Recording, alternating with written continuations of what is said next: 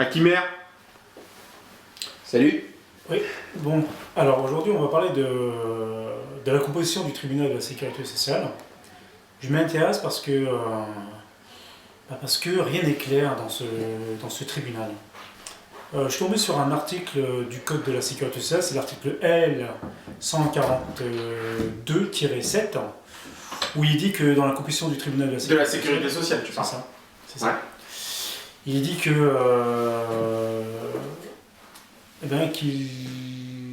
il doit avoir deux assesseurs, un qui représente la partie des salariés, l'autre l'entreprise, et le président. Et dans ce fameux article L 142-7, il dit que s'il manque un des assesseurs, donc on peut renvoyer l'audience, donc on peut faire un renvoi pour ce motif. Sinon, Avec l'accord des parties. Avec l'accord des parties, bien entendu.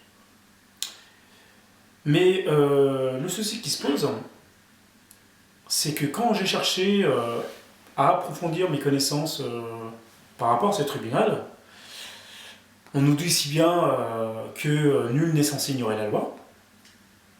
Reste à avoir les moyens et la connaissance. J'ai pu constater, je suis tombé sur un décret numéro 2003-614 du 3 juillet 2003. On le trouve sur le bulletin, le journal officiel, c'était numéro 154 du 5 juillet 2003, à la page 11403, texte numéro 6, c'était un décret. Il étaye à peu près toute la composante du tribunal. Et on peut découvrir que les assesseurs sont nommés par ordonnance par le premier président de la cour d'appel. Donc je téléphone à mon tribunal, du TAS, de mon département, et on me dit, écoutez, on peut vous la donner, il faut juste se déplacer. Par contre, si vous la voulez, on peut aussi, le premier président de la cour d'appel peut vous la donner. Elle est nommée par ordonnance. Donc je vais à mon tribunal, et là on me dit, non, on ne peut pas vous la donner. Ah. Donc là, on a un souci de transparence. De transparence, c'est-à-dire que toi, en tant qu'administré, tu as cherché à avoir un document, entre guillemets, paru au journal officiel, donc officiel, et on n'a tout simplement pas voulu te le donner. Voilà. On t'a dit, non. C'est pas possible. Alors, elle me dit, écoutez, si vous la voulez, il n'y a que le premier président de la cour d'appel de Paris qui peut vous la donner. Je vais, d'accord.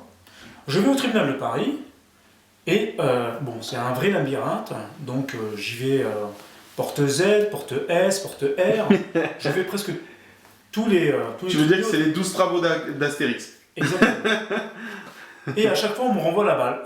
Non, c'est pas ici. Non. Donc je vais aussi même au tribunal de la sécurité sociale de Paris, et on me dit non, qui se trouve à Saint-Michel. On me dit non, c'est pas ici, et il faut voir le premier président de la cour d'appel. Je vais voir le premier président de la cour d'appel, et je tombe sur sa secrétaire, et elle me dit, mais pourquoi vous la voulez?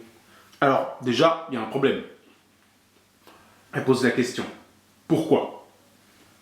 Je pense qu'on est dans un pied de droit, et on doit aussi, même si on fait confiance à la justice, comme on dit si bien, il y a un dicton qui dit la confiance n'exclut pas le contrôle. Je suis un citoyen, et je veux aussi faire confiance à la justice de mon pays, et en même temps contrôler si son fonctionnement est correct. Oui, mais là, ça va même encore plus loin, parce que tu as une personne en face de toi qui te demande de te justifier de ta demande. Alors, j'ai une personne qui est en face de moi, qui est au secrétariat du tribunal, du président... et qui plus est une secrétaire.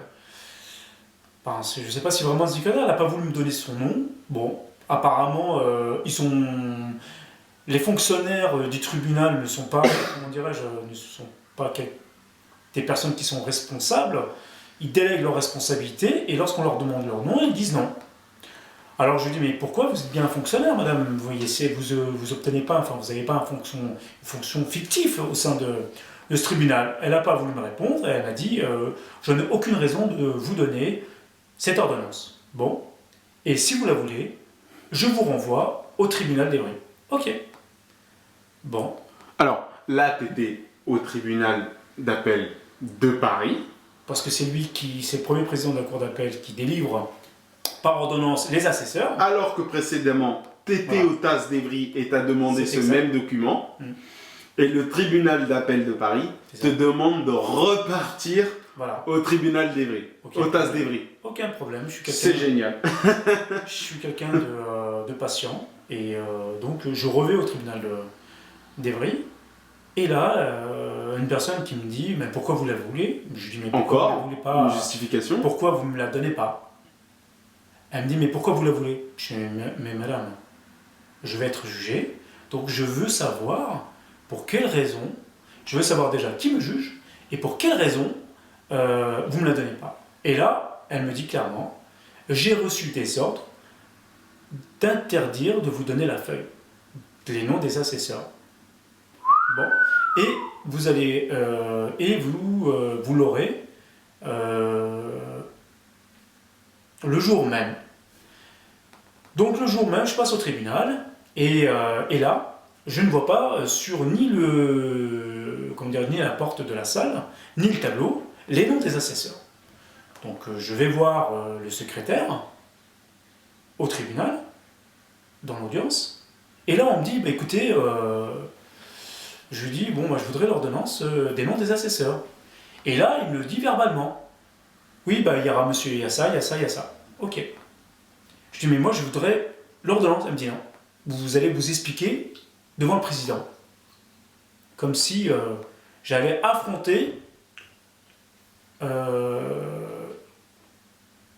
président qui doit être impartial et transparent. Comme je passais un QPC... je ne sais pas si tes spectateurs sont comme moi, mais on a du mal à comprendre.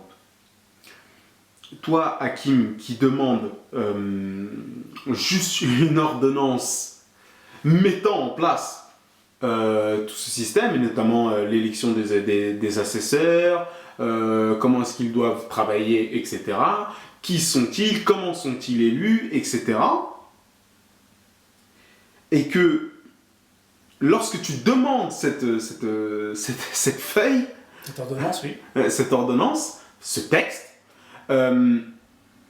tu dois te justifier, tu dois voir le président et m'expliquer avec lui. Et t'expliquer avec lui. Voilà. Donc la question que je pose avant quoi que ce soit, je lui dis, monsieur le président, je voudrais savoir pour quelle raison je n'ai pas l'ordonnance de mes assesseurs.